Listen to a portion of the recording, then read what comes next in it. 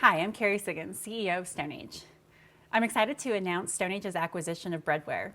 Breadware is an Internet of Things innovation company, and they work with their customers, large and small alike, to develop smart solutions as they enter the world of industrial automation and the Internet of Things. StoneAge has been working with Breadware for the past couple of years. They've helped us develop the Sentinel technology, the data logger, wireless track striker technology. And when the potential discussions for acquisition came up, it seemed like a perfect fit for us to join forces and really solve some of the world's toughest challenges. So we look forward to introducing them to the industrial cleaning industry because we think that industrial automation is the future, and they will help us advance technology faster so that our customers can be more productive and safer as they keep the world's infrastructure up and running.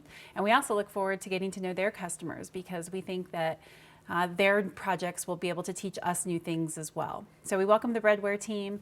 We're excited to have you on board, and we look forward to really making the world a cleaner and better place together.